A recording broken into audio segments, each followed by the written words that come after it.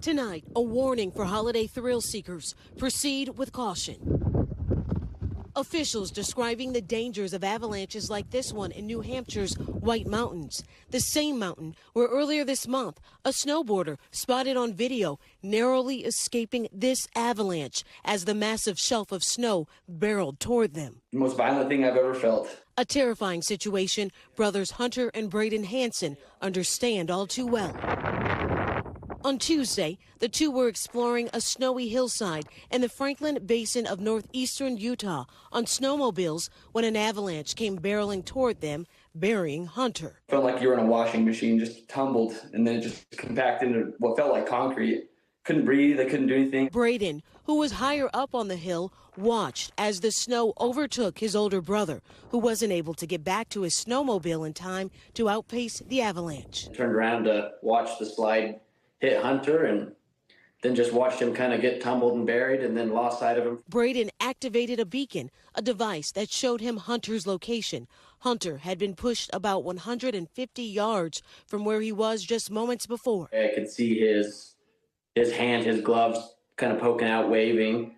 But by the time I got to him, he was about 2 feet, his head was about 2 feet under the snow, and just cleared the snow away from his head and got his helmet off so that he could start breathing again, and then just started digging his body out from there. Experts say the brothers did almost everything right.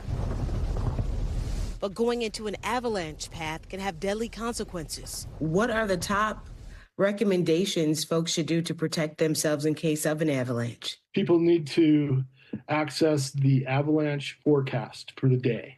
People need to not go alone, but also go one at a time through avalanche paths while your partners watch from a safe location. And you need to have all the right safety or rescue equipment, a transceiver, a probe, and a shovel. One wrong move almost turned a Christmas Eve adventure into a family tragedy. This new dad grateful for his brother's quick thinking. I told him I was on my last breath. I mean, I tried to hold it in as much as I could. I feel very blessed and lucky to, have him, with his quick thinking and hurrying down to me with his sled and his beacon and, shovel and got me out of there. Adrian Broadus joins us now with more. I mean, just an extraordinary and also terrifying story. Braden rushing to Hunter's aid right away, and Hunter still said he was starting to struggle to breathe. He said his last breath there. Do we know really, how long he had under that situation?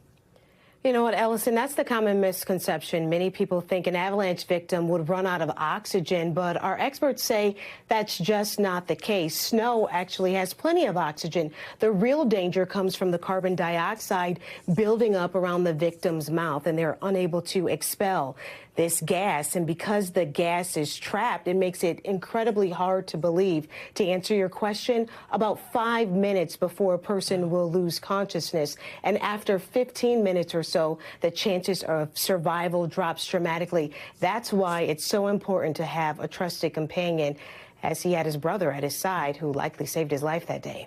Ellison? Really great reporting. Adrian Broadus, thank you.